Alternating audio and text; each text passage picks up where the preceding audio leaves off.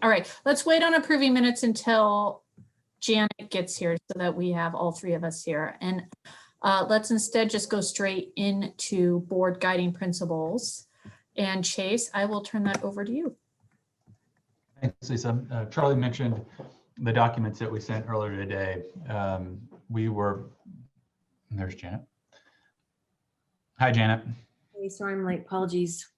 Lisa, do you want to go back and approve the minutes right now since we haven't started yet? Or? Yeah, let's do that. We haven't even really started, Janet. So let's go back to approve the minutes. Is there a motion? Move the approval of the minutes from the June 1st meeting. Second. All in favor? Aye. Aye. Opposed? All right, those are approved. Chase, I will turn it over to you. So after last week's board meeting, we heard the feedback from the board about trying to better incorporate or align with Portrait of a Graduate and really just letting people have an opportunity to kind of think through them more and then seeing what we could come up with. And so what I sent today were a variety of documents, some background, the Portrait of a Graduate sheet, the community engagement kind of attributes that we'll use later in the summer, and then a number of versions of the FMP 2.0 overview document. And I actually sent a fourth one just along a couple of minutes ago that really we think represent some different options. To give you kind of a view into what we tried to go through this week, we started with looking at the Portrait of a Graduate competencies and taking the different guiding principles and seeing, okay, how can we reword the guiding principles to better reflect the POG competencies, or how can we incorporate them? And as we started rewriting them, I kind of just was like, wait a second, like I could incorporate everyone into every single one. And it just seemed it would be getting repetitive. Or if I left adaptability out of one, we'd have this long conversation about, well, why isn't adaptability in there? We can read that into there. And so we thought, okay, that's not going to get us anywhere. So we started looking at some different opportunities. And the two we came up with were, we could just frame this as Portrait of a Graduate sits over the top of everything. And so we can add a piece in the document where it would be above the board's guiding principles. And so all the guiding principles be read underneath that umbrella of Portrait of a Graduate. Or we could add Portrait of a Graduate as a competency, giving 8 competencies, and that the board could really not have to make any choices and just use those guiding principles, and use those 8 guiding principles as the top. Now, there's nothing to say that the board has to use 8. The board could still narrow it down to 4, and POG could be one of those 4 or a different number. We were just trying to put out some options. Then, based on a little bit more research and reflection on the conversation from last week, and then also a couple of conversations we had today, the version we sent you just a few minutes ago is kind of a hybrid of the 2 designs. It has the POG across the top, but then it reduces the number of potential guiding principles from 7 to 6. Looking back at the data we collected, 21st century buildings was 7th among all of the board members, and also kind of this idea of, you all were very kind, and no one said it to my face last week, was like, Chase, we're already building 21st century buildings. Why do you need to put that out there? Kind of this idea it's already incorporated in that. So we thought maybe one thing the board might want to consider is, and also just showing design of, hey, look, we don't have to have all 8 up there. We can make it smaller and still have those there. So that kind of gives you from where we were last Tuesday to what we presented. The one other piece I would mention is there was a sheet that we included that was potential guiding principles. One of the things that we also talked about last week's meeting is, hey, maybe they don't need to be these well-defined guiding principles, they can be broader concepts. So we took the guiding principles that were there last week, kind of thought, okay, what's 1 or 2 key words that really represents this idea? And so we gave you that list as a potential alternative way to consider it. So that's a lot to talk through, and it's hard when there aren't documents in front of you, which is why I wanted to make sure I sent those to you ahead of time. But Kim or I can share the screen, and we can bring up any documents you want to talk through or want to work this evening. But that's where we are, Lisa, at this point. Turn it back over to the board about maybe where you all want to go with our conversation.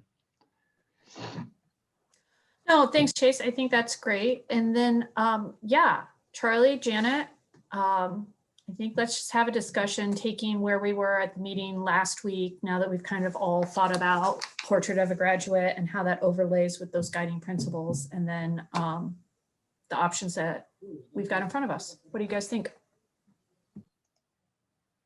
Well, I guess I'm rather keen on this 6 guiding principles list.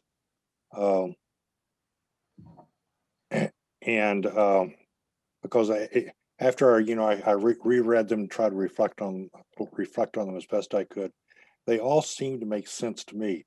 Now, I'm not saying that I think we should keep them all, and if either one of you have a different idea, I'm more than willing to listen. So I don't know enough about how to do this to have strong opinions right now. Yeah, Chase, I like the 4th version that you sent, the last one. With I actually like showing the Portrait of a Graduate competencies with the guiding principles and then the priorities kind of cascading that way. I just think it makes, for me, it brings things together for the community so that they see that we're using all of these inputs and design work, holistically to help shape what we want our students to experience, how our facilities are going to enable those experiences, and ultimately what we want them to have when they leave the district. But this one I felt was, after skimming them pretty quickly, I'll confess, but this is one that stood out to me as sort of the cleanest presentation. And I think the only thing, I haven't had a chance to go back and look at the definitions of the school board guiding principles. I just would want to take one more pass, just to make sure that they're unique and differentiated. Do you know what I mean? And making sure we're comfortable that the school opportunity through design is in fact different from the pathways one. I mean, I just need to look at those, and maybe we can do that here, is look at the definitions of those 6 principles and make a call on, do we need all 6 of those, or do we think we can collapse them into 4 or something like that, just to get crisp on those definitions. And once we have crispness of those definitions with those competencies as kind of the overlaying framework, I think this would be a good document to facilitate those stakeholder conversations.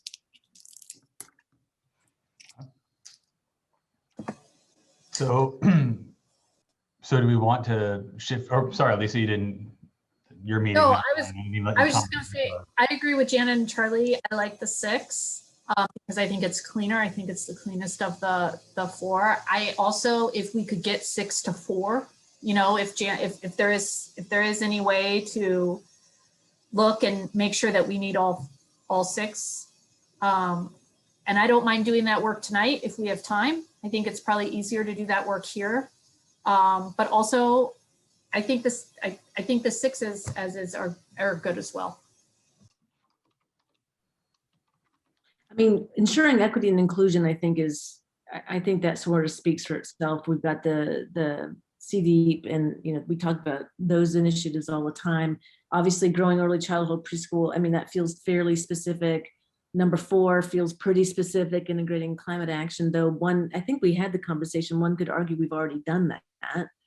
With our buildings anyway. There's other opportunities in the district for climate action work, whether it's the school bus fleet or composting, other things like that. But I think one could argue we have done a lot of the climate action work in our buildings already, but we can discuss that.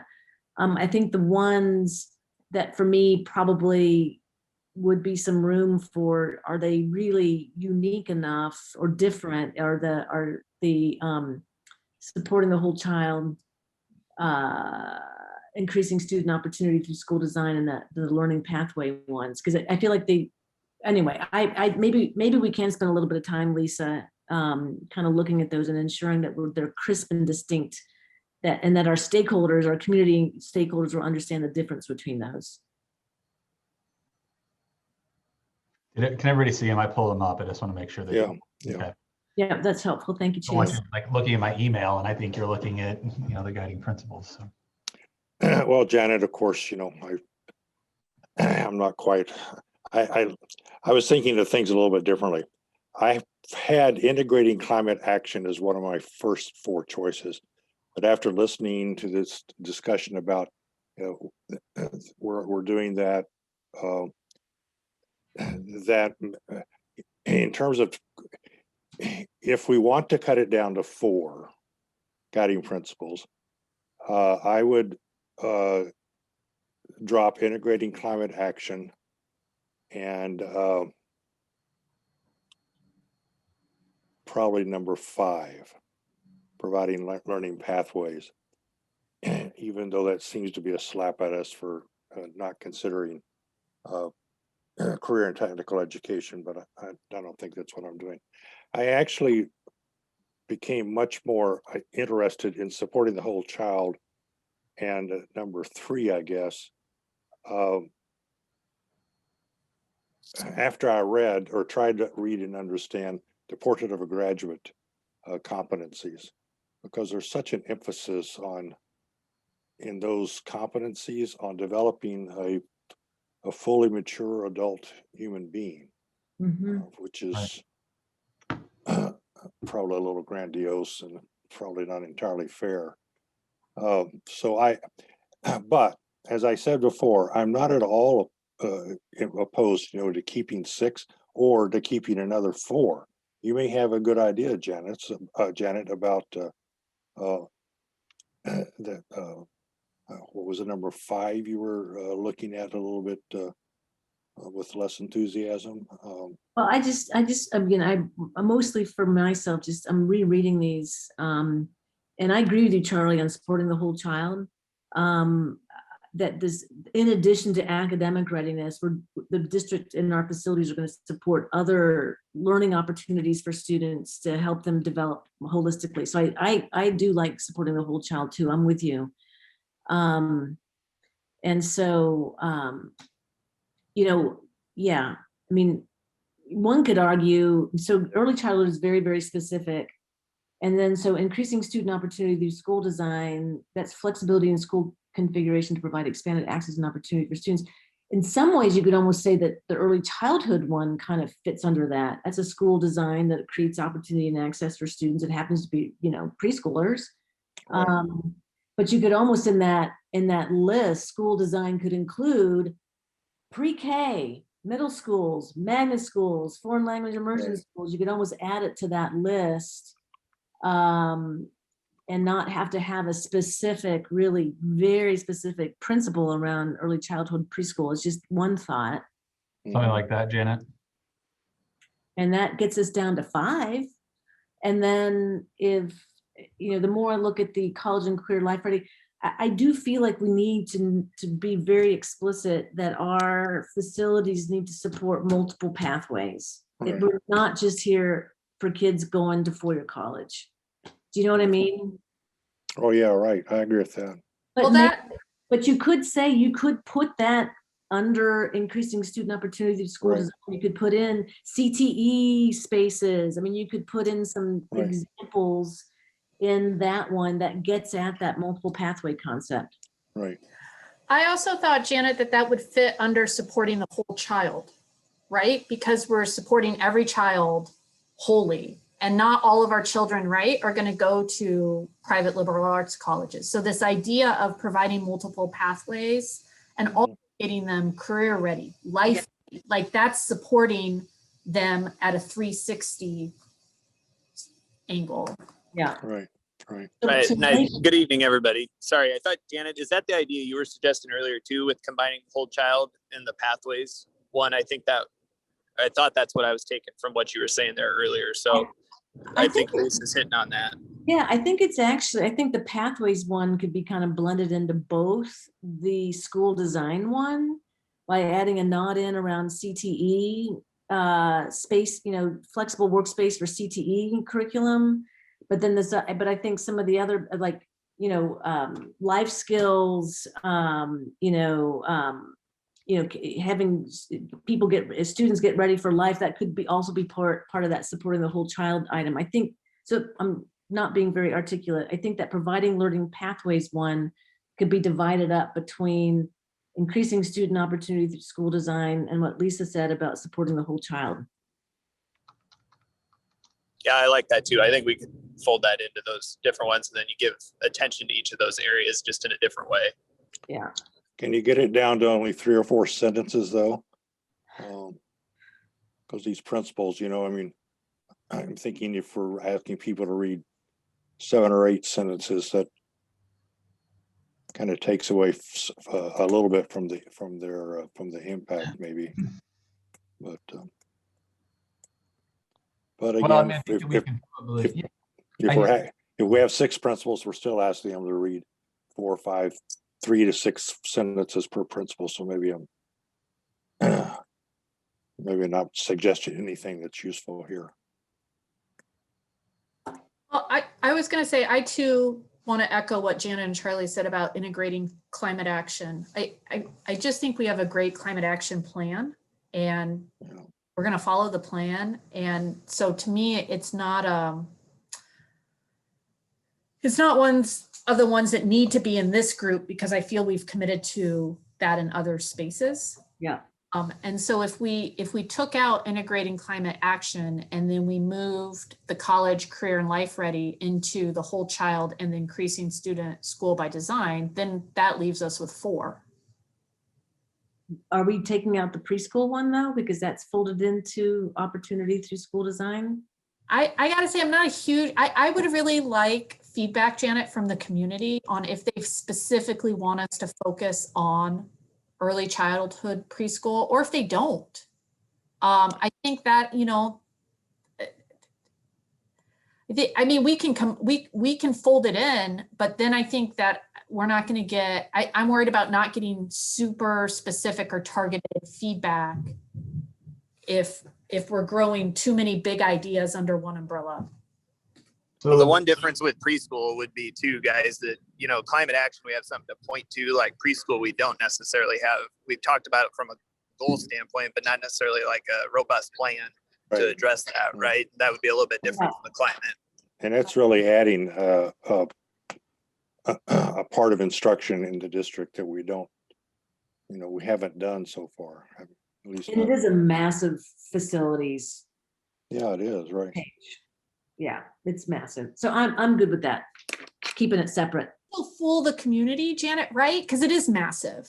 And let them think, oh, we could do a preschool building and a magnet school and a foreign language. I mean, I think we have to be a little honest and say big ideas. Yeah, I'm good. I'm good with these 4. So the 4 would be equity, preschool, and then 3, 5, and opportunity through school design. Okay. I think it's good. I like it. And right, the climate action one doesn't necessarily disappear. We'll keep it on that list that the community then can weigh in on. And so if it's one of those that rises to their top attributes, it'll still be there. But so we need to kind of work on, and we don't need to do it here unless you want to, take some of the ideas in this one, and I heard combine them into increasing student opportunity, then also supporting the whole child. Is that right? That's where we need to incorporate those concepts. Okay, that won't be terribly difficult. I don't think so. I think that's good. This is good. So we got down to 4 in like 10 minutes. Yeah, right. You should get a raise, right? Right. I mean, I can put something on the agenda. Oh, wait. Okay, so we will do that, and then Kim, is it on the agenda, or is there another work session next Tuesday? Let me look. I think there's another work session. I think you're right. I thought the work session was the 13th. No, we were going to come back with one more because we added this meeting. So I think, or maybe it's just on the. Let's see.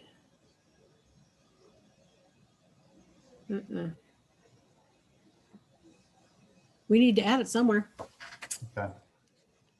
So Matt, will you talk to Sean and Rathina about that? Because I think that was what we talked about, that we were going to have this meeting, then we were going to come back to the board on the 22nd. So I don't know if it's going to be during discussion item at the board meeting or however they want to incorporate that.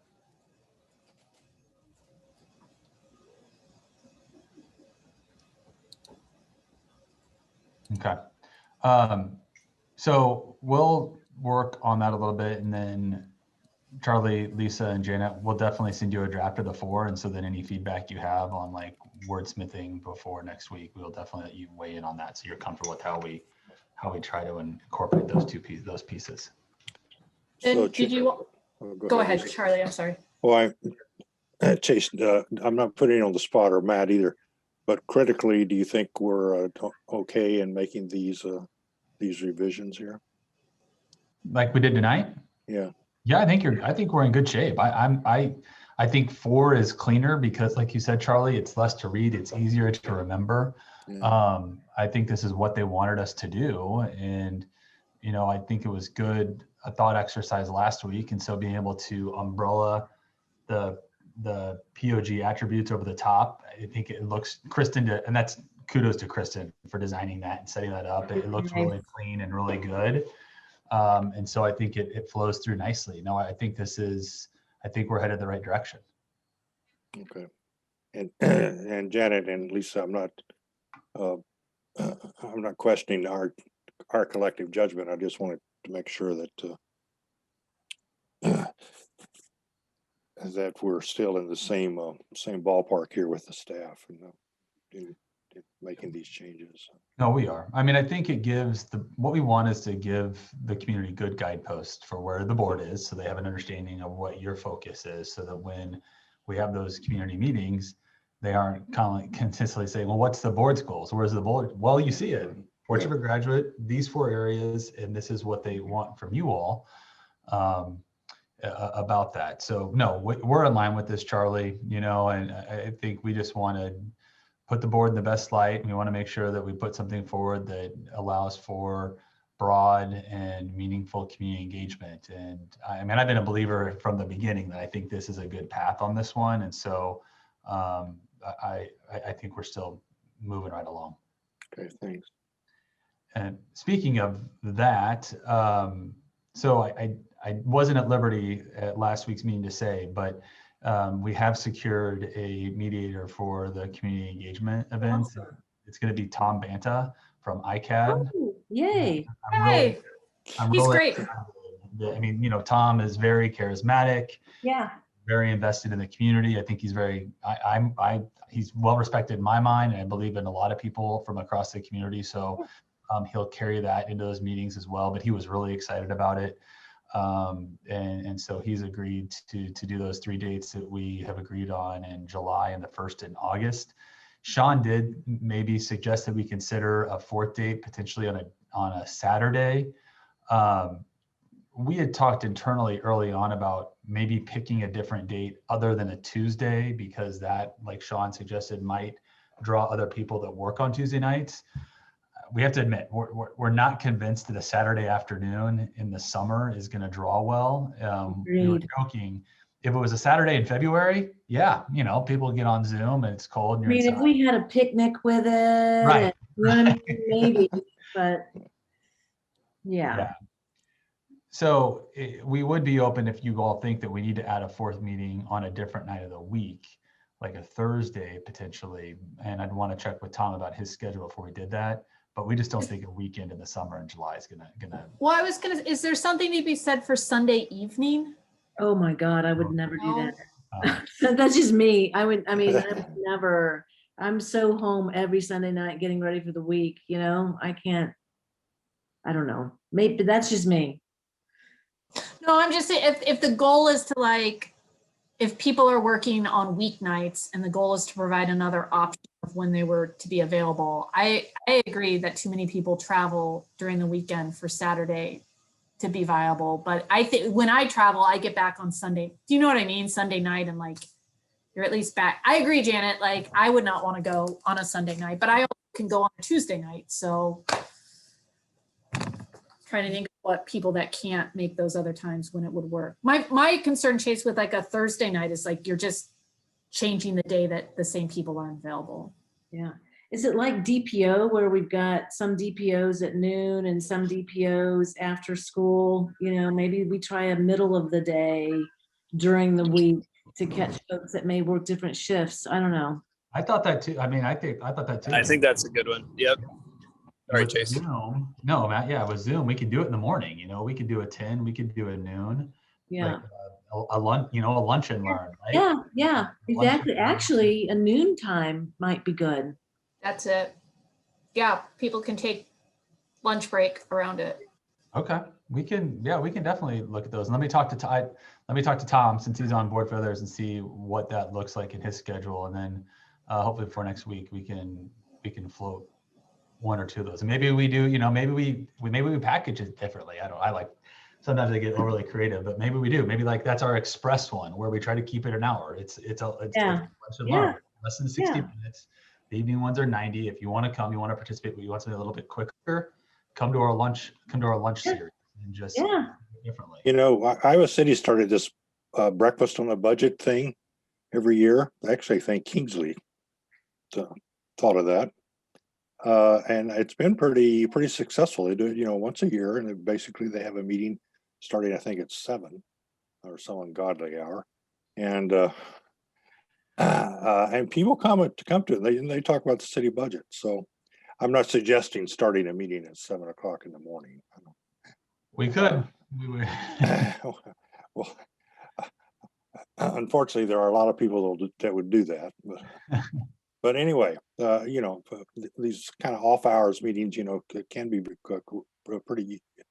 pretty nice. And you're right, coming up with a catchy little jingle for it seems to help. So, Okay, good. and we're still going to try to do the reach out to groups. Is that We right? are. Okay. We are. Yes. That's the other part of it is that since we're using multiple strategies, I'm not so concerned about, you know, how we do some of these because we know we're going to do some independent or some direct reaching out to folks to make sure we engage them. Okay. And that we're going to do, remember, a second round, right? And, you know, that when we get to September and October and we have the document completed and we start talking about it, about, you know, we're not asking you to approve a new bond or a new levy. We're just simply asking you to extend what we already have in place so we can continue to do these great things. And then we have something to go and show them. And that's what this will be. And so we'll change that message and definitely go back out into the community as we talk about the upcoming ballot initiatives in November. Okay. So Lisa, could I maybe drift a bit from the agenda here? Tell me if you don't want to do this now. But we had a discussion about how to handle published criticisms of our FMP 2.0 plan. I think the only discussion we've had that I can recall is that the board can't take a position, and correct me if I'm wrong, Chase or Matt, but what we're allowed to say is please vote. But we can't say vote yes or vote no. Right. And we can tell them what the money, unless, help jump in here too, we can tell them how we would spend the money. I mean, because partly we have to tell them kind of the buckets. You're right. We just can't say go vote yes or go vote no, but we can say this is what it would do. We can tell them where they can vote. You know, we can do all that. We just can't say vote yes or vote no. Right. And I think given them some of the historical piece, Lisa and I have talked about that too, that some of the historical piece about what these funds have supported, it'll be important too, that if those go away, you know, there's cascading effects through the organization. Not only can we not do these things, there are going to be other things that are consequences of that. And I know we don't want to do doom and gloom, but as you're having those one-on-one conversations or smaller group conversations, I think those are important pieces for people to understand too, as they're then talking to other community members. Okay, was there an effort before the FMP 1.0 vote to correct misinformation or misstatements that were being put out, you know, by different media, or did we not? Did you not try to do that? Oh, Dwayne, do you remember? I mean, we had a lot. From what I can recall, Charlie, sorry,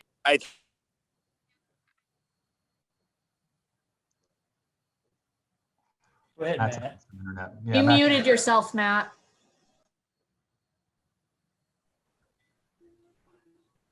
I think he's having a little bit of internet. I was done. I don't think it came through. I'll stop. Yeah. I'll stop. Dwayne, do I you think recall? most of the information was done like through the DPO and meetings like that. And occasionally they may have brought up a misinformation just to straighten it out. I think that was appropriate and was done, just not on a wide scale, but in certain meetings, I remember hearing that. I think there may have been a Q&A document that was put out by the district or the board that wasn't necessarily trying to correct that, but it would take a misstatement and say, you know, put it in a different frame and then give the facts to the answer of the question, without accusing anybody of, you know, putting misinformation out there, despite that's what it really is. So It might have been done by the committee too, and not the board. You know, there's a committee of citizens that worked on that. And that was the kind of information they put out, was to correct misinformation too. So you might be able to go back and find some of those documents, but I was thinking it didn't come from the board. It came from the committee that was supporting the effort. But it was done. Well, Lisa and Janet, maybe I'm being too scared here, but it may not be something we need to get into, but I was just interested if we could remember what happened during the first go round. So Yeah, I got involved when the bond was coming up. And I had attended some of the community engagement sessions. I remember one, it was the West High Auditorium, and it was contentious. I'd never seen community members like so mad at each other about some of these things. I mean, it was just really interesting. Anyway, but I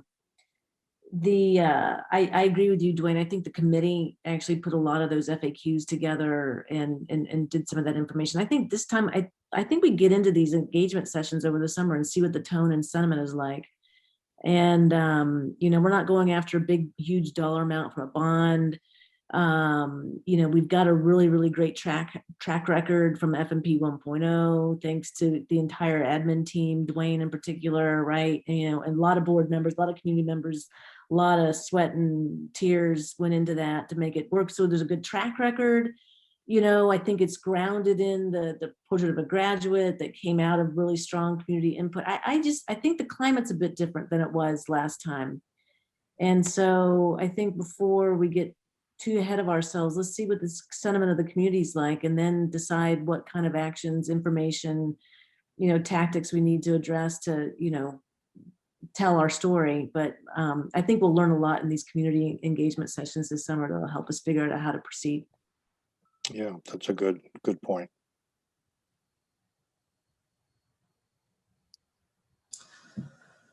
All right. Well, I think that we touched on our community engagement.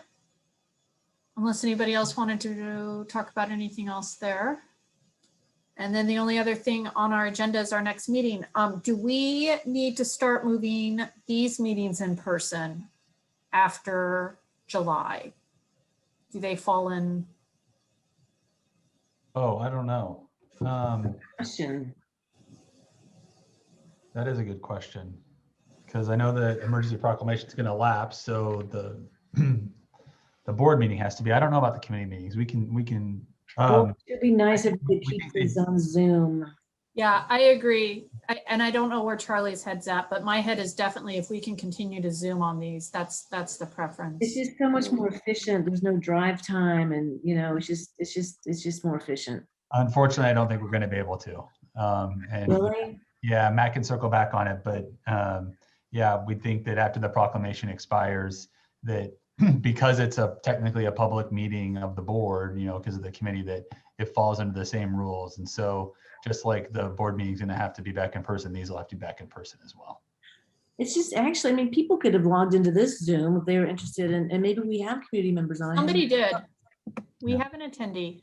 Yeah, and so it is public. It's public. Anyway, I won't argue with the Iowa code, but I think the in-person meetings may not always garner as much community engagement. I mean, remember some of the meetings this summer? We had hundreds and hundreds of people watching, or last summer, I should say, watching, and we'd never get that many people in person. Do you think? No, I agree with you. I'm not sure why they say they have to be in person. They're supposed to be accessible to the public, but Yeah. that's the guidance we're getting. We'll continue to look at it, and who knows? Once maybe that goes away, we'll keep pushing. Yeah, and it'd be nice. I mean, it's probably logistically completely not feasible, and this isn't on the agenda for discussion, so I shouldn't even go there. But I'll stop talking. It'd be nice if we could have a hybrid version, like in person, but a Zoom version for community members to be able to listen in and engage in community comment. But I don't know if that's possible either. So if we are going to move back to in person, does that impact our start time? Yeah, I'm gonna need Yeah. travel time to get Yeah. to the district building. No, I am too. So, and Janet, before you go, just one thing was, I wasn't sure on this, but because the response we've given you so far is what we've gotten out of kind of like our legislative delegates out of the state association, but we've asked Joe for a specific opinion on it. So Okay. he hasn't gotten back to us on it because we don't need it till the end of the month, although we'd like it before that. But we did not just take what we heard from the state level as gospel. We did have Joe take a look at it and give us a better opinion on the code. Thank you. Yeah, and I not to belabor it, but I want to echo everything Janet said. I mean, the reduction of travel time and the time that it frees up for us to be able to actually work on board issues is, I think, and again, more people can access us. Right. And they can do community comment from home or on their phone while driving. I mean, I think it just makes us more accessible and more efficient. Yeah, I agree with you guys on that. So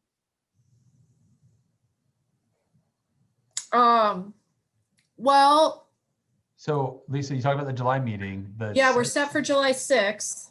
That's our first community engagement. And so they kind of overlapped. We knew that. So I don't know if you want to change the date of that meeting. We do have something that we're going to want to run by you. We have the draft ballot language that we believe we're going to share with the board, not the resolution, just the ballot language in July. If we can meet as a committee before the 13th, we'll share it with you, and then we'll throw it on to the July 13th agenda. If the committee can't come together until after the 13th, we will put it on the second board meeting in July. We need to probably get the board to vote on it no later than the second meeting in August, right, Les? I mean, it'd be better to do it the first, but we need to do it at the second. What time is the community engagement going to start that day? On July 6th, 5? 5 o'clock. 5 o'clock. Okay, I couldn't remember. 5 o'clock. Thanks, Kristen. And To answer Chase's question, the resolution has to be delivered to the county auditor by noon on September 17th. You technically have a board meeting on September 14th, but that's kind of the return back to the year. And so that's why we're backing up to August. And that's what legal counsel recommends. So we start at 5, Lisa. So, but again, if we have to do it in person. well, that's like, it's going to be hard to all get to the ESC, have a meeting, and then go home by 5. So then we're all, I guess, going to be at the ESC together for community engagement. I mean, could we stick around after the engagement session's done and look at that? Well, we may have to be in person. I mean, that's fine. I mean, if we're at the community engagement at 5, we wrap that up. It's probably what, But 30 that community engagement is on Zoom, isn't it? It is. Yeah. Oh. Okay. Well, then Can we leave it at 4 p.m. for now? And then when are we going to hear from Joe about his opinion? He told us to get back to us shortly. So, I mean, I don't know if he knows we're meeting with the board next Tuesday, and he knows that next Tuesday would be the last board meeting that can be on Zoom without an opinion. So, we would be hopeful that we'll have something to share with the board at next Tuesday meetings at the latest, if we don't send something out to the board before. Okay. So how about we just leave it, and then if we get news that we have to be in person, we'll workshop dates on email, and can we reset it that way? Yeah, Sure. it's fine. I'm going to be an optimist. And I'm going to say I look forward to seeing everybody's face on Zoom July 6th at 4 p.m. Because it's nice to Zoom from the lake, right? I am not at the lake yet. I know. Don't try. I will come for an in-person meeting on this. Happy to. No, I'm not. Nothing would make me happier. It'd be fantastic. So. Can you guys hear me better now? Oh, yes. Yeah, well, Sorry, I've been able to hear you, but my talking is obviously going in and out. But I think it's really an ADA compliance issue about their ability to participate through the electronic meetings. And that's why the exceptions created with the emergency proclamation. But Chase did a nice job of sharing there that we've checked with Joe to see what we could or couldn't do, because we've also had this idea about trying to run Zoom simultaneously, Yeah. even if we have to do in-person meetings to know. I think there's some problems with being able to catch that on the recording and being able to maybe make all of that accessible for who's in the room and who's then not in the room. But either way, we've asked for a pretty robust opinion about what we can or can't do. Well, Charlie and I were on a Zoom last night, and it had real-time closed captioning. that was great.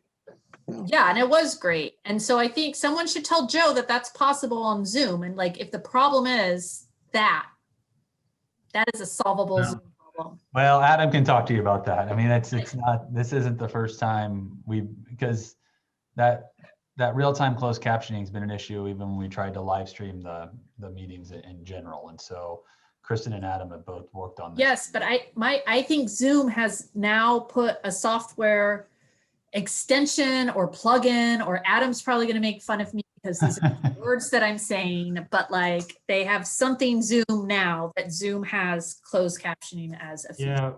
Yeah, I think the problem isn't just the closed captioning. Sorry, Adam, then I'll let you jump in. But it's the way some of the law code is written around this about the way you experience the meeting. And so I'm not sure it's just the closed captioning issue. But like I said, that's why we asked Joe, because I'm fairly certain there's lots of districts that are out of compliance with a lot of these components. And so it's a pretty robust issue, not just the closed captioning. That's a piece of it for sure. So Adam, go ahead.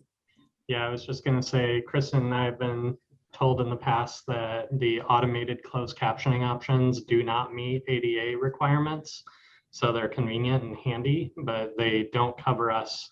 We would need to have somebody actually entering those live rather than an automated solution through Zoom or YouTube or any of the others that are out there. Yeah. Well, I also want to throw out that I've seen that Mayor Teague does the city council meetings by himself at chambers in person, and then everybody else is on Zoom. So like Sean as our president could come to the boardroom in person. Maybe just a majority of the board didn't need to be in person. We'll see what Joe says. Yeah, we'll see what he says, guys. Yes. I don't think we disagree with you on any of those things as far as the accessibility and the convenience, the amount of participation. I mean, those have all been, I think, highlights, or a silver lining of having to do it this way. So we're on the same page with you about if we could do that. I think it's just the legalese part of it. So we'll work through it and get it back to you. I think it should come back to us pretty quick. So, and it needs to. Well, so keep an eye out for maybe some changes to that July 6th meeting, but for now, let's just leave it on at 4 p.m. Zoom. We will be flexible. Sounds good. All right, anything else? Not from our end. All right, is there a motion to adjourn? Second. All right, all those in favor? Aye. All right. Thanks, folks. Thank See you you. guys next week. See you next week. Later. Bye.